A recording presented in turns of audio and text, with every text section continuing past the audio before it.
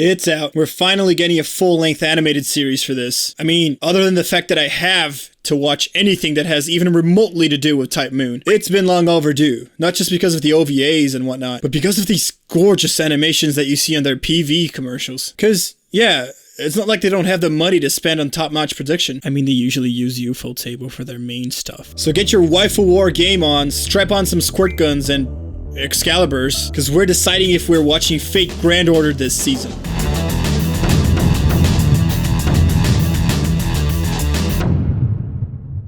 Now, in case you just don't know, or you're a Type Moon fan who's been hiding under a rock these last few years, because you're either happy with the old source material, or have just been avidly avoiding anything new just so you don't happen to get that MaHoYo spoiler before it has a decent English translation, which, let's be real here, we have a bigger chance of actually learning Japanese, rather than wait for that to happen. Fate Grand Order is a mobile RPG game based on the universe of the Fate franchise. And sometimes just the whole Nasuverse, really. It depends on how much money they want to make. You see, Nasu wanted to do something with the Apocrypha material they had, when Aniplex just came rushing in and were like, bro, your waifus are where it's at. Let's sell the waifus.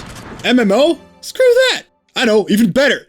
We put the waifus in a slot machine, so we bank on people's crippling addiction to gambling on top of their already unhealthy desire for 2D affection. Gacha games are in right now. We'll call it a gacha for waifus.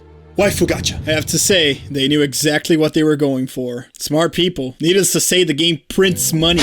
That said, I love the game for reasons. Besides the demonic bad civilization that is the actual satanic and evil gacha. No, seriously, it's fun. And you can use like anyone to clear the game. Sure, you might have to use some guides and creativity to do it as a free-to-play, but it's totally doable. Plus, you have those welfare servants from the events, and you can get like gold servants like that. But who am I kidding, right? You're in it for the waifus. You better get ready to sell your soul for quartz. TLDR, it's not pay to win. It's pay to waifu. The story is fine. It's more Fate. It might even seem like it takes itself seriously, but it doesn't, really. Well, it's not stupid, at least in my opinion. You're gonna have the basis of how the Nasuverse works in there, and characters will get progression and development in their chapters and stories. There is actual content, but it's not gonna blow your mind like the other visual novels. I mean, it's a game with all those summer events, and fan service, and the rehashes, plus the fact that Liz is a thing. It takes me out of the immersion, to say the least. You know what? On the topic of Liz, and her Brave card, it says, Liz, overjoyed at the coming of Halloween, became a saber due to a bizarre fate. It's best if you don't think about this too hard. So yeah, just apply that to the whole Grand Order experience, and you'll have a good time. As much as FGO does have its serious moments, don't think too much about it, especially if you're an older fan. This isn't Kara no Kyokai or Fate Zero, and it's a gacha game, so really,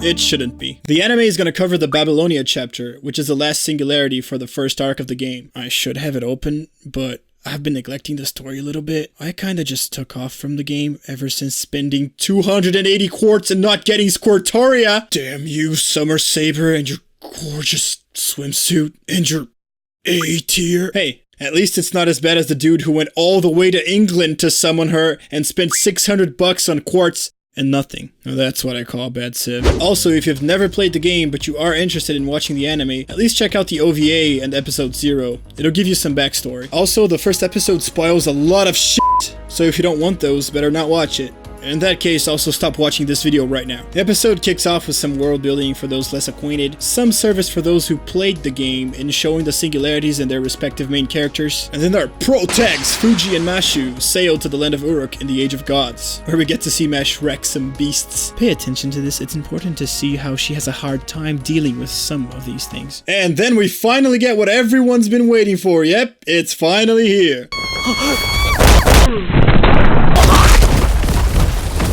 I never thought I would die like this, but I'd always really hoped. Yes! Beautiful! Yes, more Rin, yes!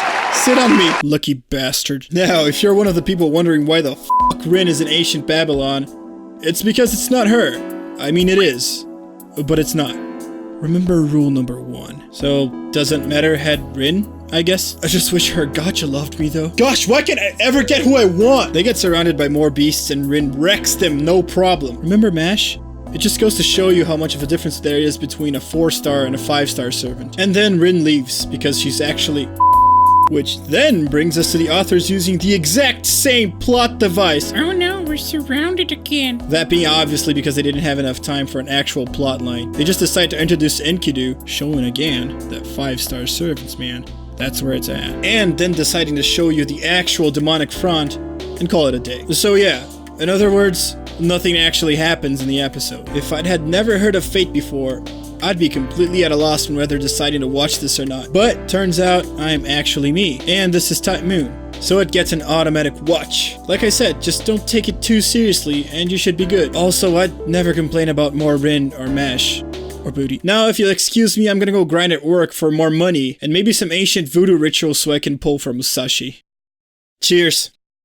Hey guys, thank you very much for watching this video. This was a really fun one. This first episode Crisis series is something I want to do at the beginning of the anime seasons each year for like 2 or 3 shows in the first couple of weeks. Maybe to help people decide if they're actually going to watch something or not, and have some fun with all the weird stuff that happens on anime seasons. That said, thank you very much for watching the video. If you enjoyed it, give it a like, subscribe to the channel so you can see more content like this, and check out my other videos. Thank you guys again. This has been Ktsu, signing out.